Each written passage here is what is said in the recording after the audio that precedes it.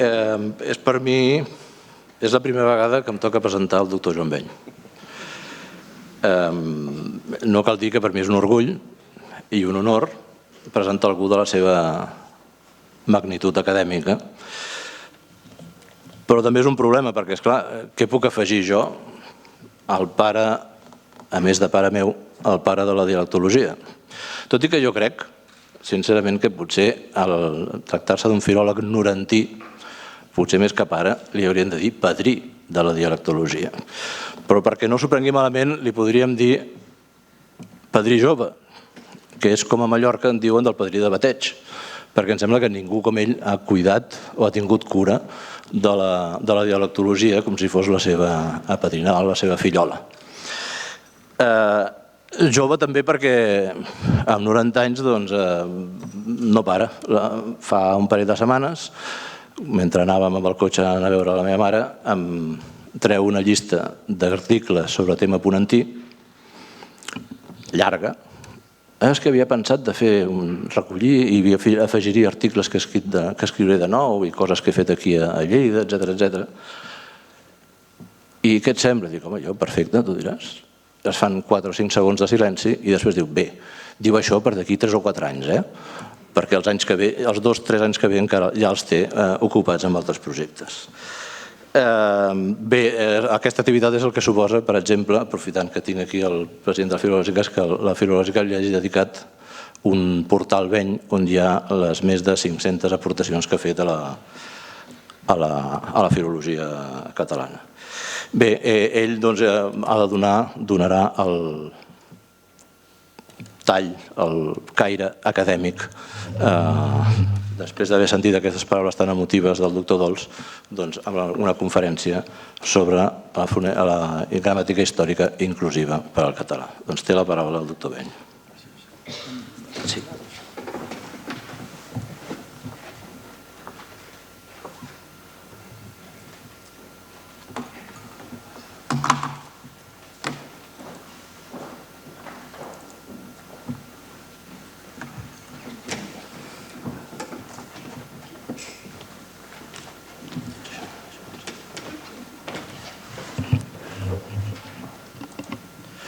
Bon dia.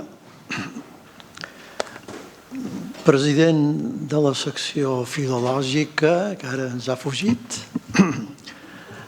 director de la càtedra Màrius Torres, autoritats, amigues, amics, col·legues, amigues, sobretot una, n'hi ha una especialment que he d'esmentar aquí, que és l'Imma Creus. Venir a Lleida sempre és motiu de profunda satisfacció perquè cap als anys 61-63 vaig passar 3 anys aquí on vaig ser professor de francès de l'institut, l'únic que hi havia aleshores, com també de l'escola normal. I d'aquells 3 anys en tinc uns records meravellosos. Per tant, tornar a Lleida, tornar a la universitat, que aleshores no existia, però que he freqüentat diverses vegades, em produeix un plaer especial. Però en aquest acte no experimento exactament només un plaer, perquè és un sentiment agredolç. Per un costat, la tristesa de la pèrdua d'un amic, d'un gran amic, però per l'altre, el reconeixement del valor humà i científic d'aquest amic. Bé, us parlaré en aquesta meva intervenció de la possibilitat d'una futura gramàtica històrica, o més ben dit, de llacunes, nous enfocaments que es poden presentar en el moment de redactar una nova gramàtica històrica. Tenim les gramàtiques de Badia, Moll, Duarte Alsina, Batlle, Martí Moran Ravella, algunes antigues, algunes objecte d'una reedició actualitzada, d'altres més modernes, però jo crec que en general noto un tractament parcial de certs fenòmens que em sembla que són importants per tota gramàtica històrica de la nostra llengua. Parlaré de temes de fonètica irregular, de cronologia dels canvis, de manlleus a diverses llengües, occità, francès i italià, de l'expansió del català i de la presència dialectal en l'estàndard. I començaré pel primer punt, que és el de la N adventícia, que apareix, per exemple, en la paraula manzana per massana, massana, manzana. Aquesta N que s'ha anomenat adventícia, inorgànica, infixa, paràsita, que per al professor Gulso, deixeble de Coromines, constituiria no un fet irregular normal, corrent, amb pocs representants, pocs casos que representi el fenomen, sinó que ell s'inclinaria per dir-ne una llei fonètica menor o un desenvolupament secundari. Bé, fixem-nos que es tracta no d'un fenomen que afecta 3, 4, 5 paraules, sinó que afecta almenys, que jo sàpiga, 230 casos. En llatí ja es donava alguna vegada.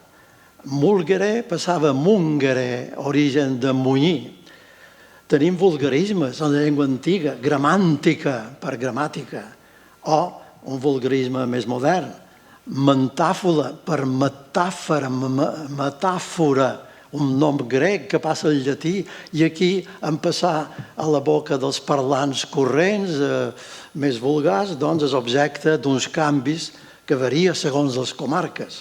O d'antropònims, mencion per malcion, o dialectalismes, manúncies per manúcies, o castellanismes, entrats de bona hora. Si tenim encongir, és perquè ja al segle XVI-XVII encara en castellà es deia encoger, abans de passar aquesta valorització amb una G. Encogir, que passa a encongir, que s'ha passat a la normativa d'altra vegada. O bé, mots de variants d'àrea extensa, com és aquesta, la manzana. Algú pensarà, això és un castellanisme. No necessàriament. Potser Alacant, que ha estat objecte d'una recepció d'immigrants procedents de la Manxa i de Múrcia, potser sí allí. Però en l'àrea que veieu en blau es veu que aquesta forma pot ser d'evolució genuïna. El mot deriva del llatí poma mattiana, que devia ser una classe de poma. Mattiana dona massana i, en virtut d'aquesta llei fonètica menor, si voleu, la nasal s'hauria propagat dins la mateixa síl·laba, provocant aquesta variant manzana. Recordem que Mattiana deriva de Matius, que era un escriptor dedicat a l'agricultura, de Re Agrícola, va publicar, i, curiosament, es va estendre a un tipus de manzana, de poma. Això passa a vegades. Moltes vegades el nom del descobridor d'una planta o del que sigui ha donat nom a la planta mateixa. L'estèvia, per exemple, sense anar més lluny, l'estèvia, que és un substitut del sucre, doncs rep el nom d'un investigador català de Castelló que es deia Esteve. És una d'aquestes glòries poquetes que tenim els catalans. Bé, la nasalització aquesta pot ser progressiva, com els exemples que hem vist anteriorment, massana, manzana, d'esquerra a dreta, però pot ser al revés, de dreta a esquerra. Ratpenat pot passar a rampenat. Els volatins pot passar a volantins. I també un fenomen que es dona davant, no tan freqüentment, davant una palatal com llotja, que passa a llonja. Com n'hem de dir d'això? Jo crec que podem inclinar-nos cap al nom de llei, amb un determinant que digui això, llei fonètica menor o llei secundària, si voleu. Per tant, les gramàtiques històriques, al meu entendre, podien dedicar un capitolet, encara que fos curtet, que fos breu, a aquest tema que afecta tota la llengua històrica, no només la llengua normativa, sinó tota la llengua històrica del català. Un altre punt també de fonètica, i em sap greu parlar d'aquest tema de fonètica davant un gran especialista com és el meu president de la Filològica, de manera que em poso una mica nerviós quan he de dir certes coses que atenyen aquest tema de la fonètica. Bé, estem davant del cas del fenomen que es dona en el clatell. D'on ve clatell? Clatell o clatell en occidental?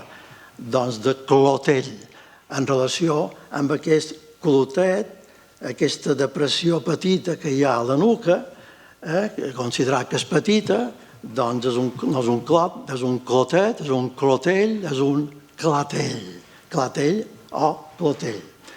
Us cito uns diversos exemples dialectals, com el cas del vostre baldà per gronxar, que és de volutare, donar voltes, volutare, donar voldà. Hi ha una O pel mig, però que ha passat una A. Aquí pot intervenir, naturalment, pot intervenir també l'assimilació a la vocal tònica, la A, possible. Sovint hi ha diversos factors que contribueixen a un canvi. Exemples vulgars de propaganda per propaganda o de fonosintaxi com aló per olor, un aló, quina aló, aleshores olor passa a aló, o formes polimòrfiques en què el mateix parlant pot dir-ho de dues maneres diferents, el llobarro o el llevarro, indistintament.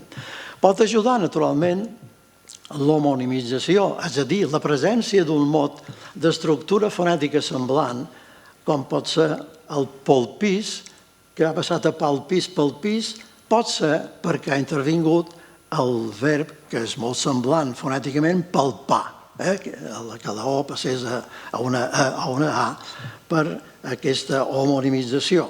O bé, com he dit abans, l'assimilació, com pot ser l'hospital, assimilació de la vocal següent, l'hospital per l'hospital.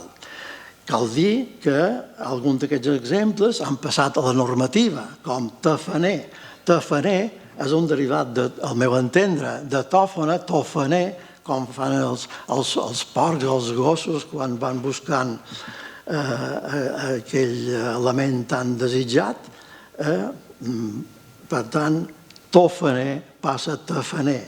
Calbot de colpot, colbot. També pot intervenir una dissimulació, és igual. O pel pis ja esmentat que els dos, pel pis, són objecte d'acceptació per l'Institut. Aquest fenomen és interessant de tenir en compte perquè reforça l'explicació etimològica que, per exemple, Coromines, el nostre gran etimòleg, ha donat de certes paraules, com abassegar. Seria, segons ell, procedent d'obsecare, ensegar, que hauria passat d'obsegar, absegar, etc. Per tant, assistim a aquest procés de canvi de la O per operar. Enfarfegar, sobrecarregar, procediria del català occidental, un hipotètic enfrofogar, format d'enfra més ofogar, afogar, que també hauria experimentat aquest canvi. Tercer exemple encara de fonètica, el pas d'oliva a oliva, o, contràriament, el pas d'aubergínia a aubergínia. Es tracta d'un fenomen que es dona en el registre col·loquial i en caràcter alternatiu. El mateix parlant pot dir ofegar un moment determinat i després pot dir ofegar. Bé, és un fenomen antic, ja es dona en el segle XV. Olor passa a olor, a ofegar, el pas de o a au, el primer cas. Són casos provocats per fonosintaxis, probablement.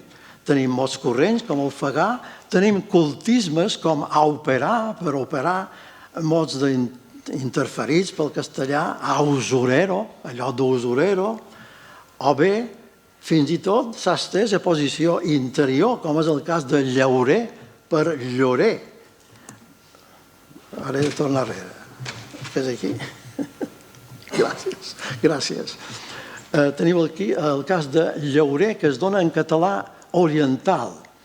Jo crec que es tracta d'aquest fenomen, d'aquest pas de la O, aquesta forma diftongada, llaurer, que és molt freqüent a la part meridional del català central. El cas del rossellonès és diferent perquè està al costat d'Occitània i el rossellonès ha rebut influència occitana al llarg dels segles molt profunda. Per tant, podríem interpretar que el nord és conseqüència d'una penetració occitana, però que el sud és resultat d'una evolució interna. I el cas contrari, aubergínia, moscorrents, cultismes, autèntic que passa a autèntic. Tenir en compte que en nord-occidental aquesta vocal U pot passar a O quan està en contacte amb una consonant bilabial, com és aubergínia. No passa a aubergínia, sinó freqüentment aquesta O, que és una assimilació a la consonant veïna. En posició interior, com hem vist el cas esmentat, però també es troben lleuger, escaufar, escofar, que fins i tot passa a formes risotòniques, com escofet. I a la normativa tenim diversos casos, com dofí per dalfí, daufí, o aponar-se, apaonar-se, posar-se de peus a terra, etc. Bé, i tercer punt referent a fonètica és l'alternància que es dona en català oriental en el cas de metge, metge, fetge, fetge. Bé, en aquest fenomen no s'hi fa al·lusió generalment en caràcter alternatiu en les gramàtiques històriques. Jo crec que val la pena, hi ha una tesi molt valuosa de Lídia Pons, concretada en el parlar de Barberà del Vallès. Fa una anàlisi sociolingüística i fonètica molt interessant, però no afecta només aquest parlar concret, sinó que és força general en el català oriental. I algú pot pensar si té relació amb el ribagorçà i el valencià apitxat, on diuen metge únicament.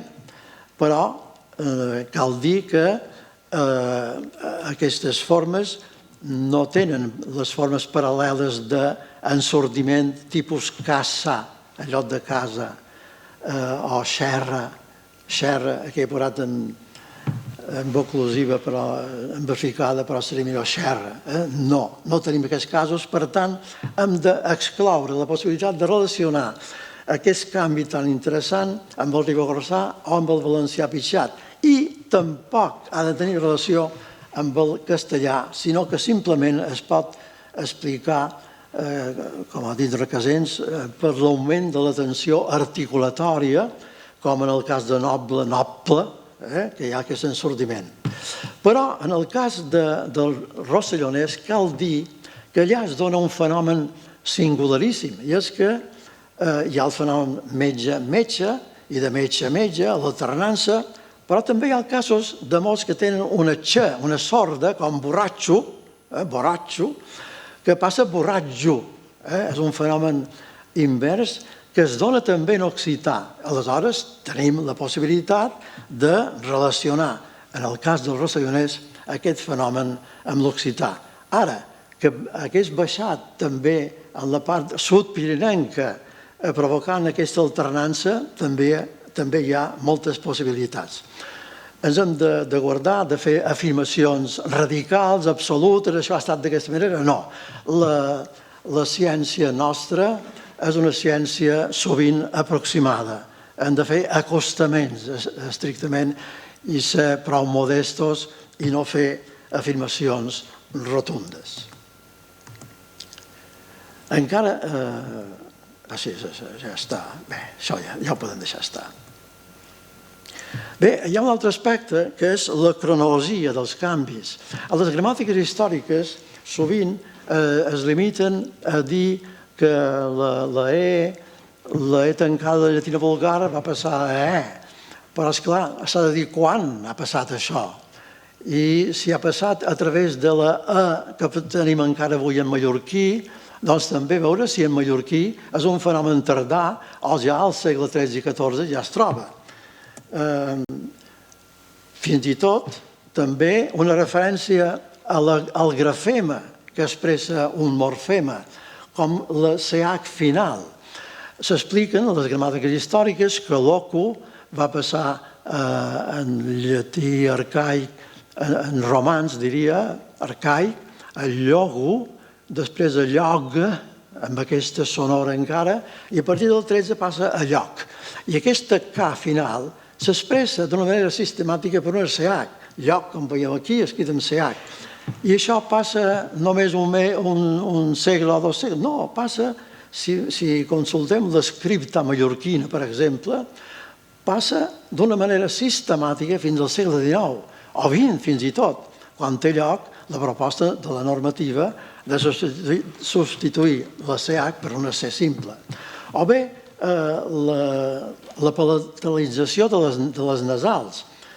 Canya, per exemple, com s'escrivia? Normalment, NY o IN, això també hi ha alternança. I això dura fins al segle XVII, quan, a causa de la penetració del castellà, que va ser forta, doncs se substitueix per aquesta enya típica del castellà, escrit d'aquesta manera, any, etc. Per això dura fins al segle XX, alternant a vegades amb la grafia genuïna, però arribarà la reforma fabriana, s'imposarà aquesta forma fidel a la forma genuïna, clàssica, i entrarem en aquesta forma.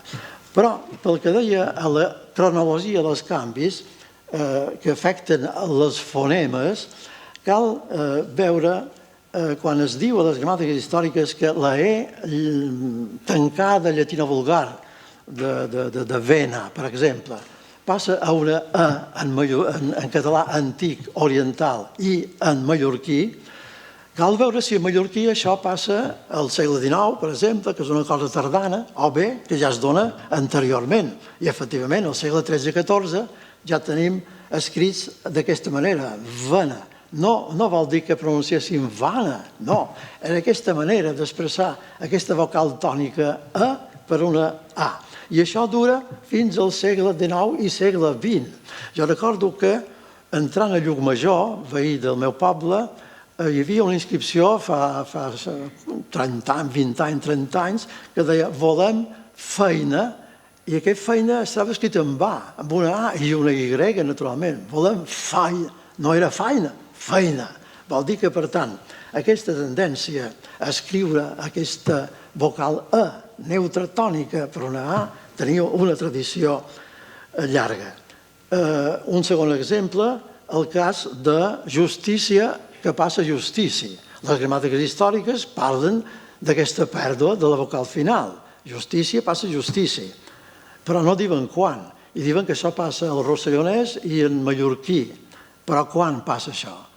Aleshores, l'escripta que us he esmentat, que recull textos des del segle XIII fins al segle XX, se pot seguir que fins al segle XIX s'escrivia justícia i gàbia, història, etc.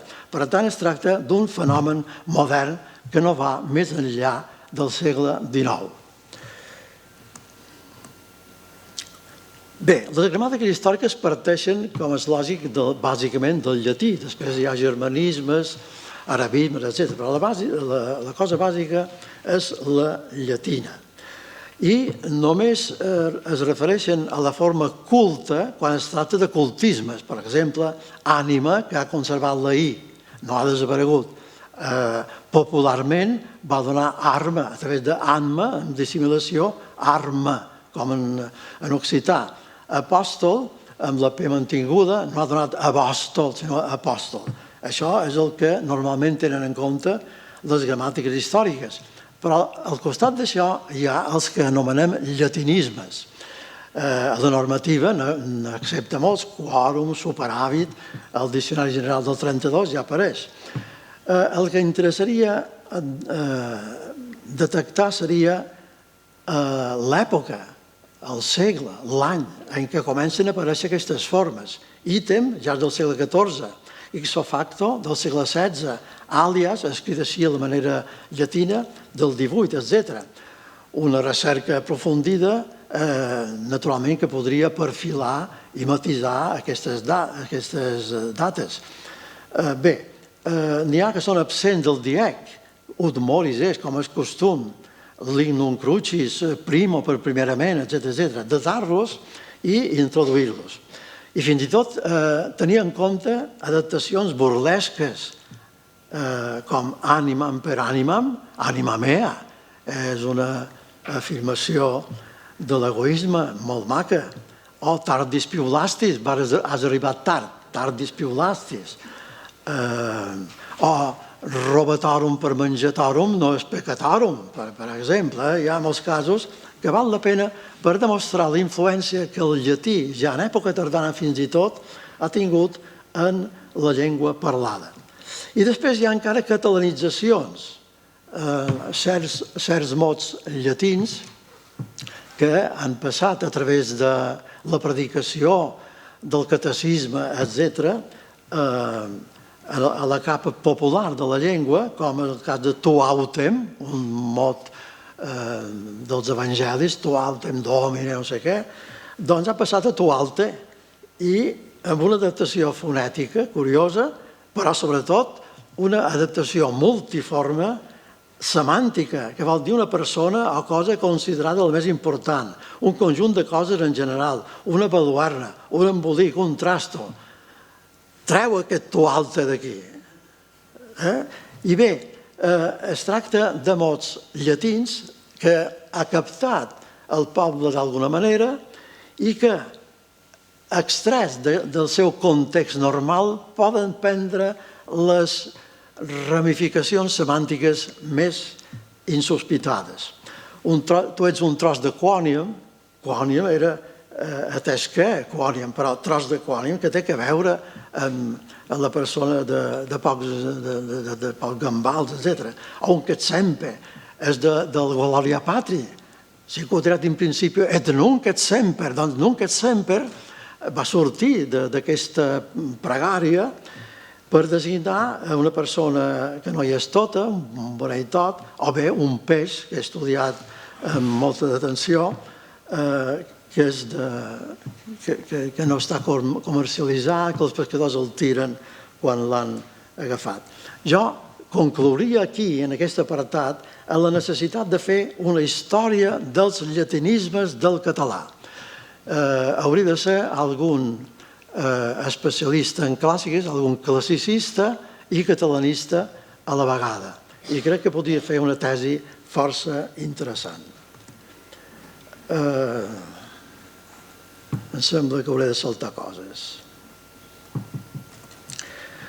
Tenim els mossarabismes, no en parlaré perquè estan en decadència, més aviat s'expliquen a través de l'aragonès, o bé ha tingut conseqüències en valencià, o bé a partir de formes italoromàniques.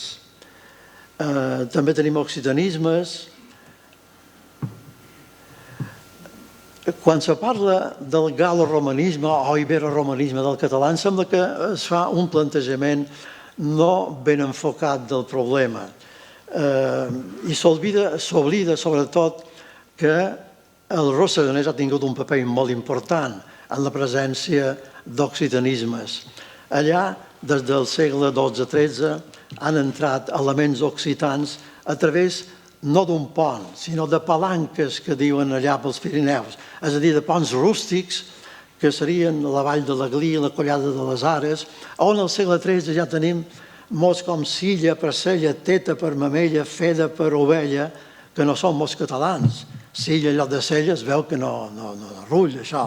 Teta, que ara s'està introduint, naturalment, com a castellanisme, però allà, si apareix al segle XIII, vol dir que és un occitanisme, fer de lo mateix. I més tard van entrant aquests elements, és un corrent continuat, la lleuseta, el rovill, la pou. Hi ha una poesia famosa que es diu un pou que fa pou, un pou que fa por, pot. Això derivat de pavore, paore, paur, pou. Aquesta evolució només s'explica no a través del català, sinó a través de l'occità. I nom de persona com boyer per bover, per exemple, que és molt abundant. Bé, hi ha els francesismes, que s'han de distingir dels occitanismes. A vegades s'ha atribuït, si tenim, per exemple, en català del nord, la paraula octubre, o els espinars, o estufar, profagar-se, de cop ens veiem tentats a dir octubre, això és francès. Espinars, això és epinar del francès. No. Si els mots apareixen abans de la influència francesa al rossellonès, hem d'arribar a una altra conclusió, que es tracta simplement d'occitanismes. I tot això s'ha de fer marcar en les gramàtiques històriques. La influència francesa ha estat enorme, més de 1.000 manlleus tenim en foneria, en perfums, en tèxtil. Montserrat Barri ha estudiat aquests francesismes, jo dic francesismes perquè gal·licismes abraça tant el francès com l'occità i hem de fer un destriament d'aquesta influència. Bé, aquí estudio els italianismes, també s'hi dedica, les gramàtiques dediquen algun apartat, però jo crec que s'ha d'ampliar. Molts tan freqüents com colpir, dir que és un italianisme és una mica fort, però es veu que sí, és així. Però dintre dels italianismes hi ha un aspecte que no se sol tractar gaire en les gramàtiques històriques o nul·lament i que em van treure col·lació el professor Vidos, Joan Coromines, Aprosio i jo mateix. És a dir, es tracta de mots com escandall, o volantí, o xanguet, o la goa, una unitat de mesura de les barques, o gussi, un tipus de barca, que Coromines, sobretot, havia parlat d'influència grega a Catalunya, però potser sí, és una influència indirecta grega perquè ha passat pels genovès. Els genovesos eren, en qüestió navals, eren els grans mestres. A la part del Mediterrani occidental hi van influir enormement. I el català té aquests mots, escandall, volantí, xanguet. Xanguet és un peix molt petitó, quasi transparent com a blanc, i deriva de blanc, el germanina blanc, ha passat a xanc, xanco, xanc, i per tant xanguet és el peix petit, blanc, etc. També s'hauria de parlar de la Catalunya o de la catalanitat submersa a les gramàtiques històriques. És a dir, per exemple, la participació catalana en el repoblament de Múrcia, que era d'un 40%, especialment a la part oriental, que se va reforçar encara amb una immigració posterior procedent de València i Oriola. Bé, en aquesta qüestió hem de tenir en compte que els mots que a vegades es consideren catalans poden ser aragonesos, perquè va haver-hi població aragonesa i catalana. La melsa, per exemple. Hi ha mots generals com la garrofa, la cagalnera, sobretot derivat del valencià. Formes agrícoles i marítimes, pàmpols, el peix pilot, l'escate, el peix àngel. I sobretot s'hauria d'insistir en l'error que significa utilitzar el mot panotxo com un dialecte murcià. No és això. És un llenguatge literari completament artificial i amb això s'hi ha de posar l'esment. Bé, parlo aquí de galleguismes, portuguesismes, però no voldria passar altres llengües, sí? Altres llengües d'influència més moderna, com l'àrab, falàfel, burka, talibans.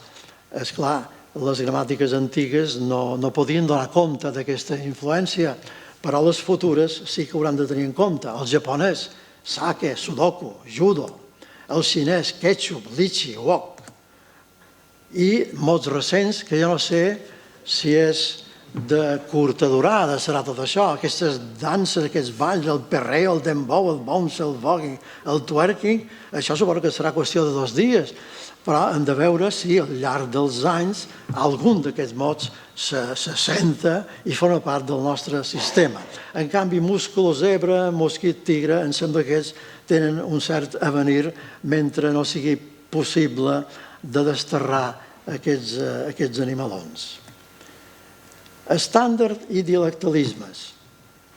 Aquí s'hauria d'insistir, les gramàtiques històriques haurien d'insistir en una característica que és gairebé única del català, que és el caràcter composicional de la nostra llengua, de l'estàndard nostre. És a dir, la tendència a acceptar elements dialectals dins la normativa. Tinguem en compte que el Diccionari General de Fabra de l'any 32 ja n'admet una quantitat impressionant. Sovint s'ha titllat Fabra d'excessivament centralista, que no tenia en compte aquestes variants dialectals. És un error garrafal. Naturalment que Fabra no era com Alcover o com Moll, que es varen passejar per tot el territori nostre recollint els mots. No. Però ell tenia una font d'informació que era Marià Aguiló. Marià Aguiló va fer un diccionari fabulós en el qual s'inspira Fabra i extreu atzucac, pedallars, enjondre, etc. Després hi va afegir llumí, perquè va sentir un alguerès que a l'hora d'encendre la pipa, doncs porta'm un llumí, i li va fer gràcia el llumí. Realment era un substitut de la cerilla, del misto, etc., que tenia un aire castellà, i també per la seva bellesa, un mot estèticament acceptable. Després direm que aquí, en el nord occidental, tenim un substitut també d'escuradents, que és fustí. Fustí. L'altre dia ens ho deia Josep Espunyes, el poeta doblat també de dialectòleg, que ens va fer conèixer que el nom popular de l'escuradents era fustí, sobre fusta, fustí. Bé, doncs el DIEC, després de Fabra, ha introduït una quantitat ingent, sobretot el DIEC 1 del 95, com mots com catxel, l'escopinya de gallet, el substitut de berberecho, del tortosí, el diacrà per icterícia del valencià, el baldador vostre per el gronxador, la garangola per l'escocell del balear, etc. I bé, tot això afecta doncs aquest caràcter d'acceptació de formes diatòpiques del català. També em sembla que les gramàtiques històriques haurien de presumir una miqueta que el català també s'ha expandit a l'exterior. I com? Es parla sovint als Estats Units del parlar de Sant Agustí, que està en decadència total, al nord d'Àfrica parlars que han acceptat mots referents a noms de peixos, que això és una limitació del lèxic. Però l'andalús sí que hauria de tenir-se en compte, perquè els pescadors catalans valencians van arribar a les costes andaluses i aleshores tenen una quantitat notabilíssima de mots que són clarament de procedència catalana. Jorell, per Sorell, Mussola, el Retxe, pel Reig, etc. I també, i això se sol callar, la presència de formes catalanes en sicilià. Sicília va ser dominada durant segles per la corona catalana, pel català, no? Aleshores tenim mots com frazzata, la flaçada, muccatori, el mocador, distrali per destral, amorrari, amorrar la barca, etc. Tot això, sens dubte, s'ha de tenir en compte. Però afegiré un altre aspecte que és completament novedós, que es sol dir ara, no sé si haurem d'introduir el diccionari, que és el genovès de Carloforte i Calasetta, dues illes que estan situades al sud-oest de Sardenya, on va haver-hi una immigració des de Sardenya per part de sards. El sard, com sabeu, té molts elements catalans. Doncs aquests sards que van passar en aquestes illes de Carloforte, illa de San Pietro i Sant'Antioche, ciutat de Carloforte i Calasetta, van introduir termes de la vinya i de la ramaderia i de la pesca a través d'aquests immigrants sards, que parlaven sard, però que era un sard una mica catalanitzat. I tenim mots com sermento, per serment, egua, per l'egua, desig, que valeu més, desig, cassola, escrita, etc. Per tant, aquí teniu les illes, aquestes dues illes que estan al sud-oest de Sardenya i on no es parla sard, curiosament, sinó aquest altre dialecte que és el genovès. Bé, les conclusions són clares. Les futures gramàtiques històriques del català hauran de completar la informació incloent-hi casos de fonètica irregular i de cronologia dels canvis.